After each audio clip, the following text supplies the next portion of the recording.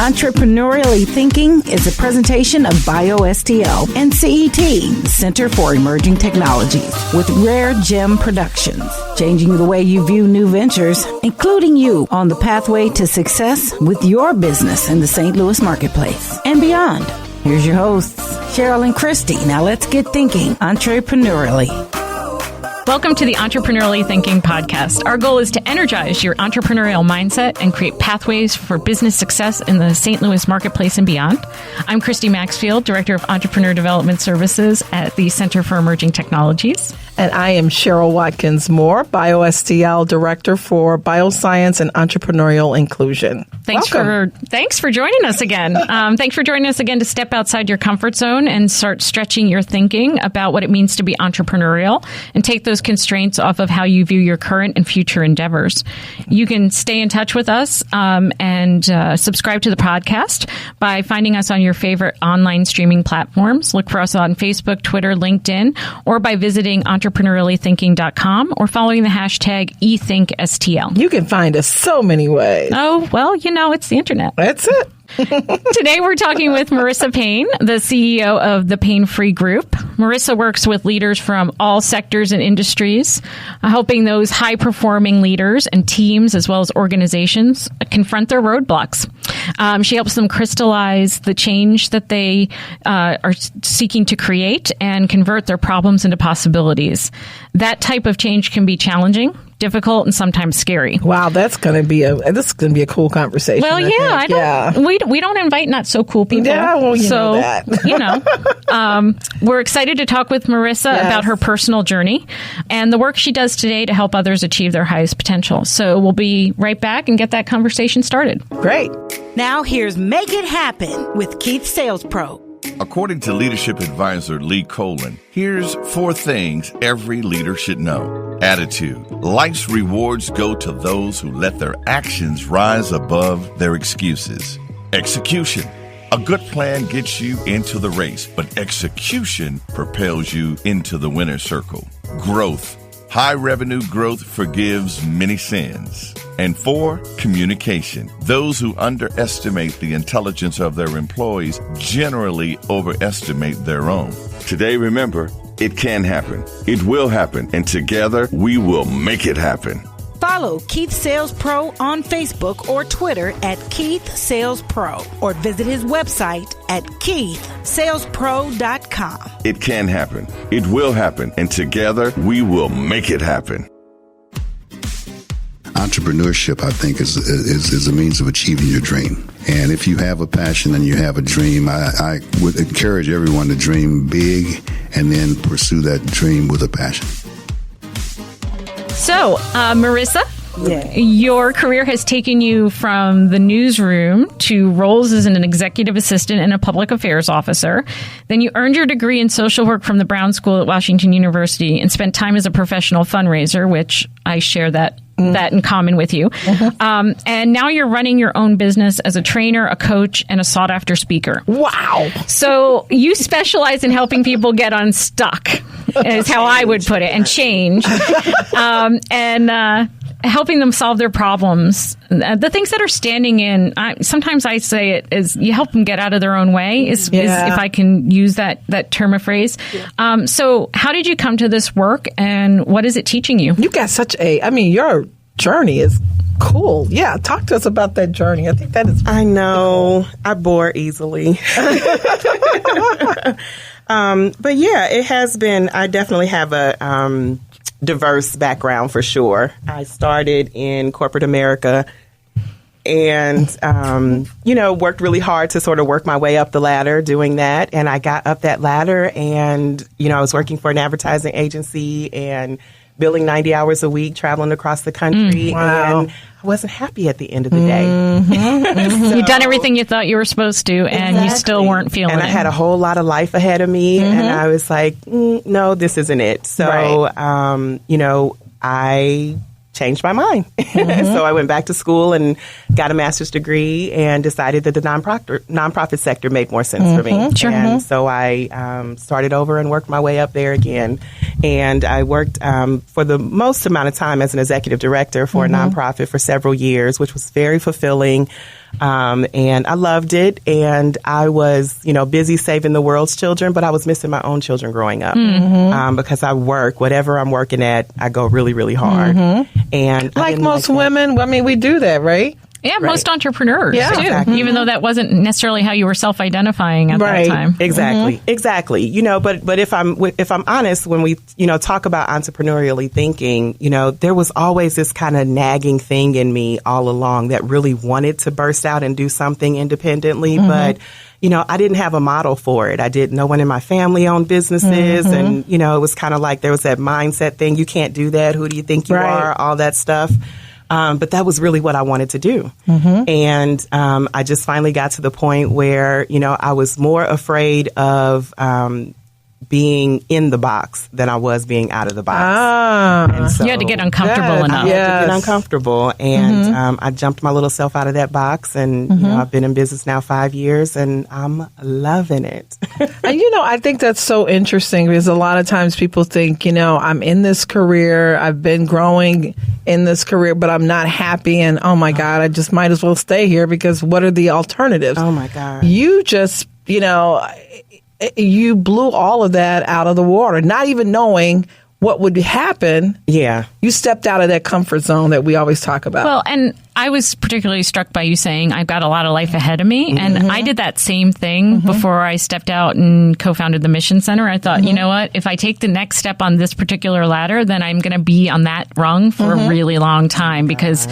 I had kind of that was the end of that ladder for that particular career path. Yeah. And I knew it just wasn't where. So I think that's a really important, being able to reflect on not just where you are today, but you got a lot of life ahead of you. Absolutely. And it's short, It is short. Wants to spend it, miserable. Miserable. And the beautiful thing about, our society today is like, the world really is our oyster, right? We say that to the kids. You can be anything you want, but it applies to grown-ups too. The reality is you can reinvent yourself over and over again. There are studies that show, I think, when our parents were in this whole workforce thing, they had one job, and then you retired. Oh my God. Now, people have changed careers 3 and 4 times, and they're saying that these kids coming out are going to have 3 to 4, maybe 5 different career changes. And I think us right around this microphone, we've had several career changes. The millennials for making my career path legitimate at this point, because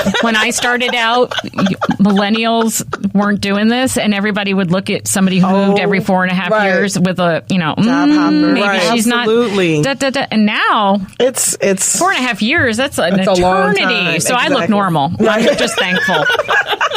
You are normal, my sister. And that really was my story. I actually, that was part of the thing that I'm a problem solver. I'm a change agent. That's what I realized when I was working, when the work was messy, that's what I loved doing. I loved fixing stuff. Once it was fixed, I was done. I was bored. I was ready for the next thing. And so that did create a resume that made me, non-employable by traditional standards. Right. But people kept hiring me because I was good. And you created your own. And I would always, make it better. You know? And so it was like, well, this is the definition of insanity, to keep doing this over and over. So now I'm in the field where I get to make, create calm out of chaos over and over again. And so actually my own company is the longest job I've ever had. So. Did you start out working with your husband, or has he joined the firm at a later point? Yeah, no. It's my husband. It's really interesting. So we've been married 21 years. So wow, congratulations. Thank you. The relationship is fairly solid, because you need that when you work with your life partner. Yes. But the beautiful thing about, entrepreneurship, self-employment is, you use the gifts that you need, right? And when I started the business, I thought I would be doing one thing, right? I really was passionate about transition. And so I worked as sort of a interim CEO, a change agent, and I would go from organization to organization. But I quickly sort of realized that I wasn't going to be able to bring the business to scale by me being the solution. Right. And so that's when I added coaching to my practice so that I could really help other leaders and business owners really kind of figure out the right solution for themselves. And from that, we started doing trainings and things like that. So my hubby entered when we started doing a lot of management training and training leaders. He was a long-standing administrator himself. And he actually was transitioning in between jobs as well at a time when I had more business than I could handle. So awesome. It worked out fabulously. Yes. And I mean, again, that's the thing. It's like problem solving. It's like, I did not have the business all figured out when I started. It was just kind of like I was sick and tired of being sick and tired and I was going to do it. I sent a big email to my network and was like, hey, I'm in business. Anybody need help? And a couple people needed help. And, we've been evolving ever since. And we continue to evolve. That's great. How many years have you been out there? I'm celebrating my 5th year. Wonderful. And that's a huge milestone for businesses. So congratulations. Absolutely. So what kind of folks are you seeing? It starts with those folks we know, and then ideally we get great word of mouth and other people find us. So today, who is the professional who's finding you? Yeah, absolutely. So I work a lot with, I do, a couple of things. So I work in leadership and management development. So I work, sort of with those that are leading organizations or those that are leading businesses. A lot of times business owners don't necessarily see themselves as leaders per se, but, I say leadership starts with yourself and it's all about influence at the end of the day. So if you're in business, you've got to influence somebody to do something. Right. Even if it's just your customer to buy. Right. Exactly. And so, I do a lot of work with, because I come from the nonprofit sector, of course, that's my sweet spot. So I do a lot of kind of organizational change work with organizations, a lot of team development stuff. But I find that like my one-on-one coaching is really with people like me, professionals who are, maybe at the height of their career and feeling a bit unfulfilled, or they're, in a position that they love, but the organization isn't like coming with them. They really want to evoke change. And it's like, oh my gosh, why aren't these people thinking like I'm thinking? Or what do I have to do to move this organization along? So anybody that's, sort of either in career or in business, in a leadership role and really looking to transition it, to go from, they've got a problem and they want to turn that problem into a possibility. That's what I say. We bring out potential. So Marissa, do you work with large companies or do you work as well as small business owners? I do. Oh, great. I do both. I do both. And again, like I said, the business continues to evolve. But what I find is that generally speaking, change and people's resistance to change is fairly universal. So what are those common resistors? It's human nature, and a lot of times what I'm doing when CEOs or business owners are trying to, launch a new project or something like that, the part that we forget about is, sort of the people part of change. That's the part that's universal. And so people, generally speaking, don't like change. Right. And so when it may be a really great database that you're implementing or a new enterprise-wide system or something like that, or maybe you're restructuring and it all makes sense and it's perfect and it's logical and it's aligned. But if you don't sort of think through the people part of it, at the end of the day, you need individual people to change in order for the system to actually change. You need their behavior to change, how they do things to change. And that's really a separate process, right? So really, people want to know, why are we doing this? Why does it have to change? I'm comfortable where I am. I like it this way. It's working for me. So you really have to, get to the awareness part for people first. Let them know why the change is necessary and also what happens if we don't change, right? In this society, of course, change happens so rapidly, to keep pace. And then you have to get to the what's in it for me, the desire part. People want to know, how is this going to affect me? And then you get to the knowledge and the ability. A lot of times when you're evoking change, you just want to train the people how to do it and then off they're going to go. Right. It's not human behavior. Doesn't work like that. So you've had to start with the brain and it didn't change the behavior versus changing the behavior and then changing the brain. Which works at the organizational level, but it works in my one-on-one practice as well because we as humans are the same way. So when professionals have this little silent dream in the back of their head, like I did, nobody knows about it except them, and they're spending time miserable in their profession or that, they're unfulfilled. the first step is really, creating an awareness about it, speaking it, give it voice. I tell my clients, into existence. What do you want? Right. And so often we're afraid to say what we want because we don't know how it's going to happen. Oh, right. So it's the how and not necessarily knowing exactly all the ways to make it happen. Exactly. That keep us so back. It's like, well, I don't know how it's going to happen. So there's no point in me saying what I want because, I've got the kids, I've got this, I don't have the education, I don't have the credential, or, all of that stuff gets in the way. So I spend a lot of time with my individual clients just getting them comfortable to step into what is it that you exactly want, giving it voice first.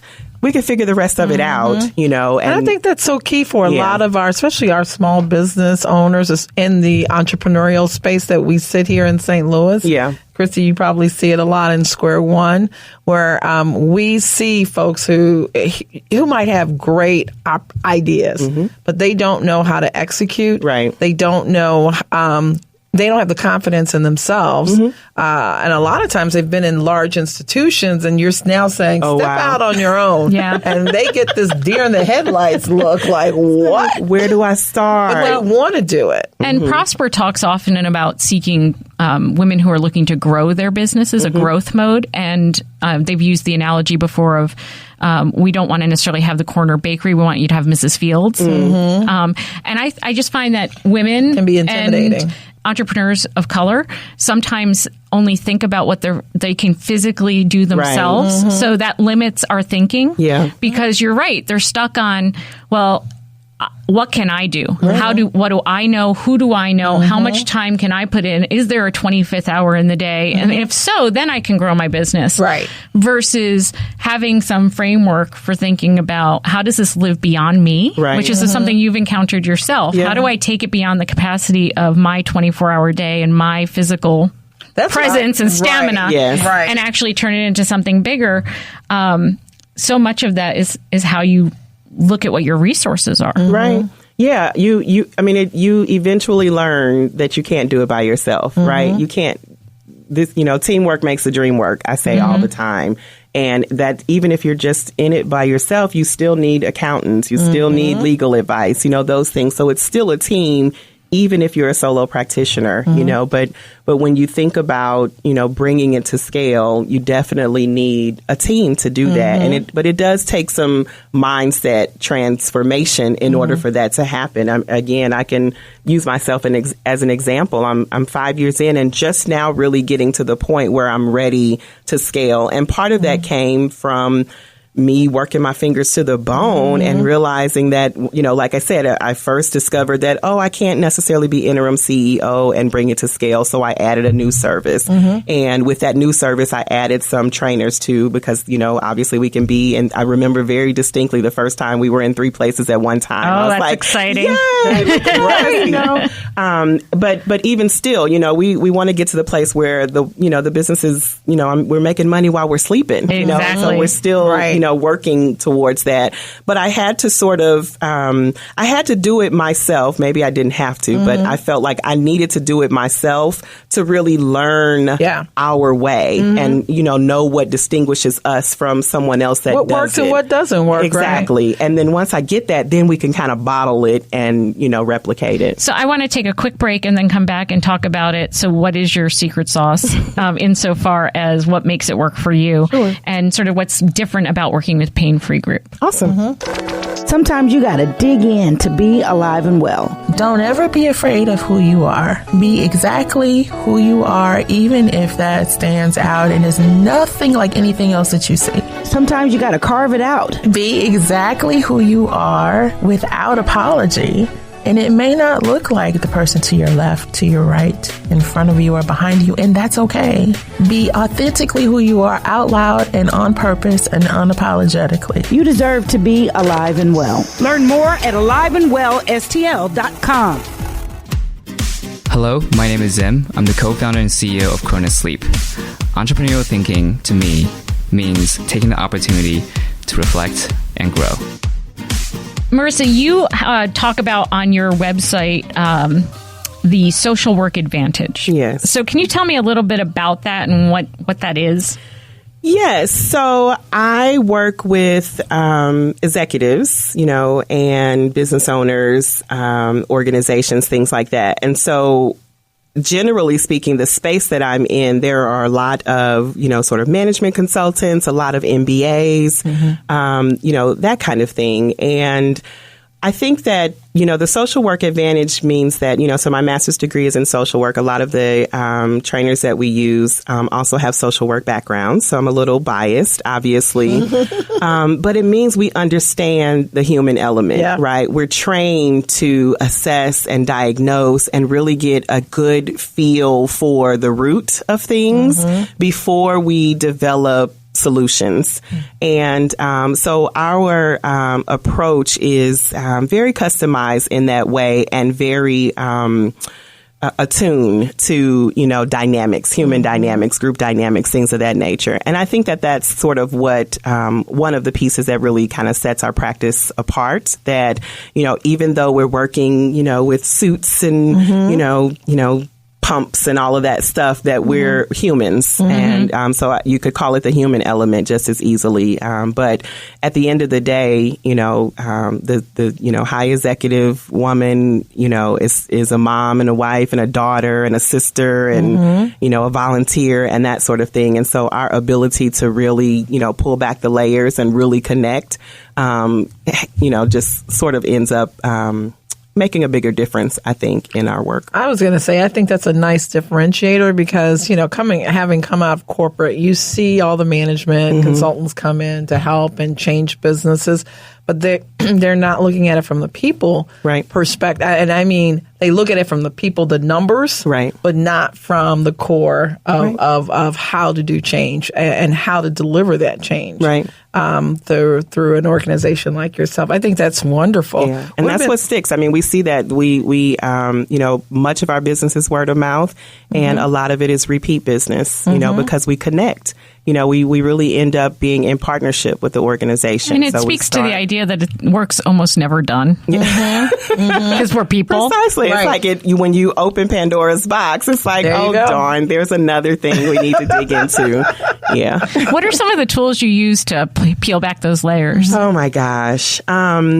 We're connected to, because again, kudos to WashU and the Brown School. We're trained in evidence-based practice. So we do, one of our values is really to be informed in our practice.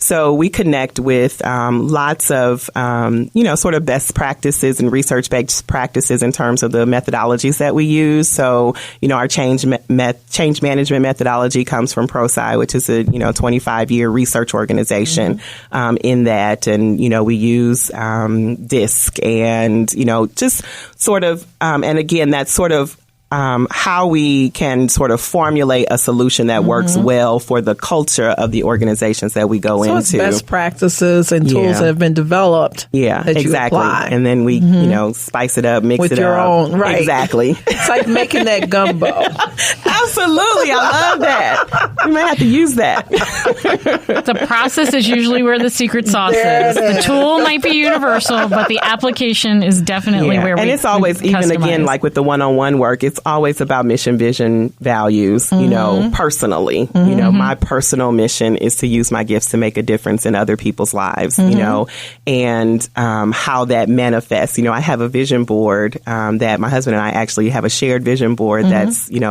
on the wall above our television in our bedroom, and I wake up and I see it every day. It's a decision-making matrix for me when opportunities come my way and that sort of thing. And I'm struggling with making a decision, I can look at it and say, okay, does this get me closer to the vision or not? And I use that as a barometer. So I really, press my individual clients to, like I said, give what they want voice. And then, because I was a hands-on kind of leader and workaholic a little bit, I'm definitely really specific about, mapping out the roadmap. That part is easy, but getting to the core is what matters first. So as a young business owner, because you're still a young business owner and learning, what have been some of the challenges that you've had to face that, and especially as a woman of color, And how have you been able to overcome those challenges? Yeah, great question.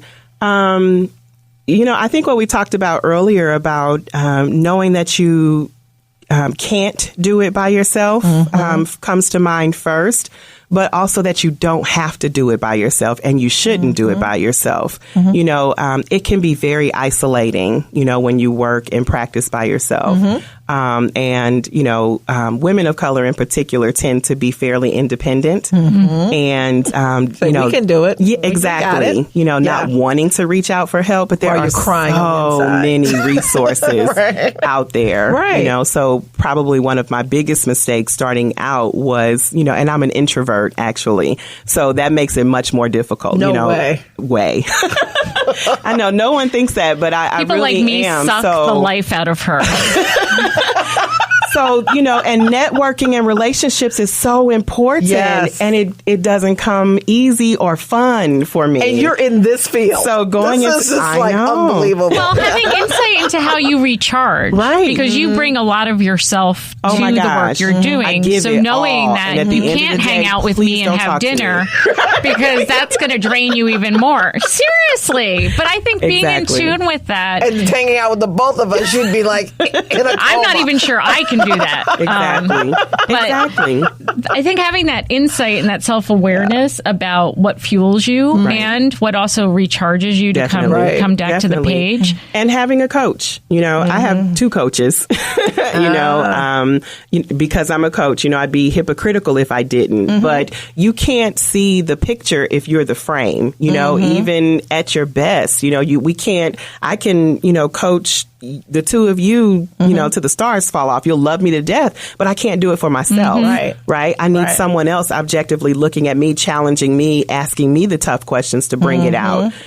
So, and then lastly, I would say, credibility. As a young business owner, you gotta pay your dues. You have to, as a consultant, obviously St. Louis is such a relationship town, and folks are used to going to the same people, historically. And so a newbie coming in, it's like, oh, they're just out of work. They're not really serious, those kinds of things. So you have to kind of overcome that. And, how did I overcome it? I just kept going. I'm still overcoming it, but I just keep going. I was going to say, because your network, you mentioned that before, you reached out to your network. Definitely. How supportive and how supportive do they continue to be? Because I think all of us know a whole bunch of people. Right. But we also know who are the people that can really help move this business forward. Yeah, because it's different. Yes. It's very different. And who will say they like what you're doing and who will pay for what you're doing are two different things, which is what we always remind our early stage entrepreneurs that,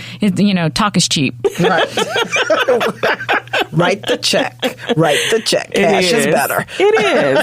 Yeah. I mean, you learn who to use for what. I learned, very early that not everyone understands this business space. It intimidates a lot of people.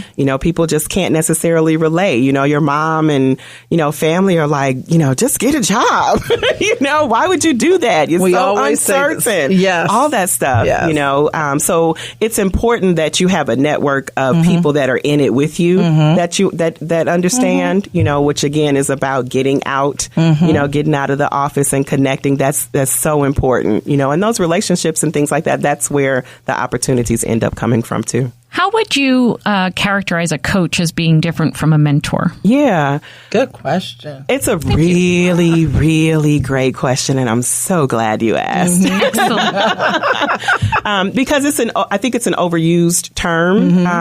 Coaching, professional coaching is an unregulated profession. It's early in that stage. So a lot of consultants, mentors, trainers refer to themselves as coaches that aren't necessarily professional coaches. And I'm speaking specifically, through the International Coach Federation. I completed my coaching credential through an approved program there. Coaching from that vantage point is really, like I said, it's a mentor is someone who's, sort of been there, done that. They're going to advise you. They're going to open doors for you, steer you, in the right direction, make leads for you, things of that nature. A coach really is what I like to call it is a liaison, right, between you and your possibility. And they're not necessarily there to advise you. Mm-hmm. They're really there to help you discover the solution that's already in you by asking you the challenging questions. Like a therapist. A lot of times, yes. And a lot of people kind of compare it to therapy. The difference is that therapy is usually past oriented. Coaching is future oriented. That's so a good it's distinction. about what's ahead, but again, asking you those questions, what do you really want? What's the risk of doing that? What's holding you back? That stuff that, again, you take that little small thing that's in the back of your mind that you never uttered and you actually give it voice. And then the coach is really going to, if you think about, sports coaches, what they do at the end of the day, it's the athlete that does the work. They're really there to push them, to guide them, to hold them accountable, to really help them realize their full potential. And I think that's a really good point that you bring out. And especially with, I lead the Bioscience Entrepreneurial and Inclusion Initiative. That's a big old long word, but the whole focus is, what our focus is having women and minorities consider starting high growth, high net ventures in our ecosystem here. Yeah. And one of the things that we've seen is that, especially when you talk to people of color, you brought it out in one of your statements, is that a lot of times folks say, I can't walk away from my job, or their families are telling them, are you crazy? You're going to walk away from that good corporate job? Right. I think having someone like yourself as a coach to say, you could do that. Yeah. And I think understanding your network and how they can support you differently. Maybe your family thinks you're nuts because you walked away from a corporate situation. Right. But you have another piece of your network. Yeah, because the reality is the jobs aren't as stable as we think they are. There is a bit of an illusion there. Yes. You mean you're not going to get that gold watch at the end of 30 years? Exactly. And so imagine being in a room with someone telling them that and having that pushback. That's right. And you actually begin to actually look at it like it really is. Right. Not like it is in your brain. Right. Which is different. Exactly. Yeah. Exactly. Challenging those assumptions. Love that. Mm-hmm. So I assume when folks come to you that they think they're ready for that kind of pushback and inquiry. Are there times where that's not the case? And if so, what are those things that people really just can't get past? Yeah. How do you help them? Because a lot of people don't like seeing reality for what it is. It's true. It's true. I actually usually do, sort of initial kind of, consultation or sample kind of discovery session so we can kind of talk through that. But yeah, and that's, again, a skilled coach will sort of know how far to push. Like we negotiate, about, how far you want to go, what topics you want to cover, that kind of thing. Because again, you don't want to get them. You want to get people out of their comfort zone, but not into their panic zone. Okay. Right.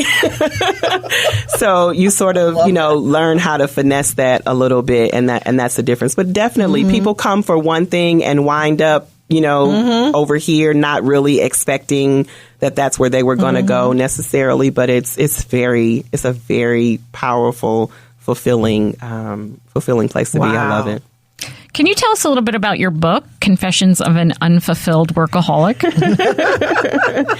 Yes, my ebook, which you can download off the website. It's actually it was really fairly therapeutic for me. It's just a little short tale about my own journey from, where I was in corporate America to how I came to where I am today, and the process and the things that I tried along the way. And to coaching's credit, it was really through coaching that really sort of helped me do that. But it was a process for getting there, I should say.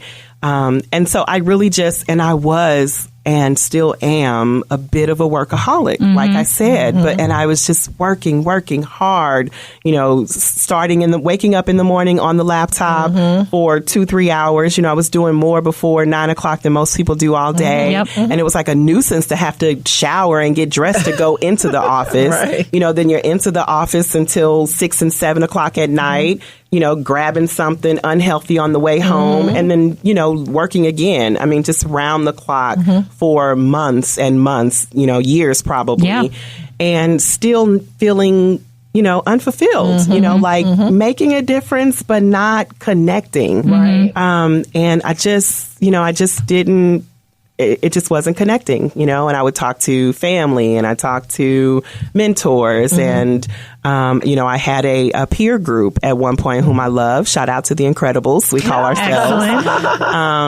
And, I finally was brave enough to reach out to a coach and you say, something just is not right here, and I was took the courage to do that, and that really is what made all the difference. I finally, in a safe space, was able to vocalize, I wanted to be in business for myself. Did I say that out loud? Stepping out of that comfort zone. And, once it was out, forget about it, Yep. Yep. So those workaholic tendencies don't just disappear. They don't. How do you attend to self-care? Yeah. Christy? Because I struggle with it. It's the first thing to go in my life when times, because I also tend to think if I just give it a little bit more, then I'll get over a hump and things will get easier. And there's never a downward slope on that. You find something else. It's an ongoing struggle, but I put it out in the atmosphere to people that love me, that will hold me accountable. Is the best thing. There's some seasons are better than other seasons. Some seasons I'm really great and I'm drinking green smoothies and, getting my walk in and getting my spiritual time in. And other times, it's just forget about it. But I have people that love me, that will say, are you eating that cookie for real at midnight? Or, when was the last time? Yes, I am. You took it. Exactly. I'm like, thank you for the reminder, but whatever. The next day is an opportunity to start over. I have an app that rings to me every day at 4 o'clock. Right. I want to lose 39 pounds so that I can live a longer life. The sun will come up tomorrow. I surround myself by stuff, and I have people. It's ongoing for sure. Well, and what I take away from that is that it's easy to throw up our hands and say, well, I'm not doing it, so I can't do it, and I shouldn't even bother. Yeah. But you're coming back to it. Back again. Absolutely. That waxing and waning of seasons is just normal. It is. It's just normal. It is. Wow. We like to leave our listeners with some tools that they can use today before they've made the call to work with a coach like you, before they've taken that leap to vocalize what their dreams and intentions are. So if I were at home thinking about how to get in the right headspace about this, what would you recommend that I do? So one of my favorite phrases is to thine own self be true. And what that means to me is, and what it meant and what it has meant to me over the course of my career and now in business is, get quiet. Right? First of all, there's so much clutter and noise, email and social media and family and stuff. It's important to spend some time in your life getting quiet and, be true to yourself. Get real true about what you want. Life is a vapor and, you've got a little bit of time to spend it. How is it that you want to spend it? And I think that, as you're honest with yourself about that, and you don't have to know how. It starts with the what. And then from there, chances are, what I have found is that once you get clear about the what, the universe will begin to line up in a way that makes it impossible for it to go back into the box. So whether you think you can or you think you can't, you're right. Wonderful. That's a great thing to leave us with. Absolutely. Wonderful. Thank you. Thank you. Thank you for making time to spend with us. If folks want to find you, where would they do that? Yes, you can visit my website. I'm on all the social media platforms as well. We're www.thepainefreegroup.com, and that's Paine with an E. And we'd love to hear from you. Wonderful. Well, thank you again for making time. It's always a pleasure. Yes. And we look forward to having more conversations that stretch our entrepreneurial thoughts. And good luck with your now almost 6-year venture. Yay! Right? Thank you. Changing the way you view new ventures, igniting your thinking about entrepreneurship. It's Entrepreneurially Thinking. Get connected and discover more. Visit our website for show notes, resources, information about our guests, upcoming events, and of course, all your favorite episodes. If you have any questions, be sure to leave them for us in the comment sections, and be sure to leave us a 5-star rating on iTunes. The best way to show love is to share. Let everybody know that you're thinking entrepreneurially. So visit our website, entrepreneuriallythinking.com. #ETHINKSTL. Entrepreneurially Thinking is another positive production of RareGem Productions. Thanks for listening.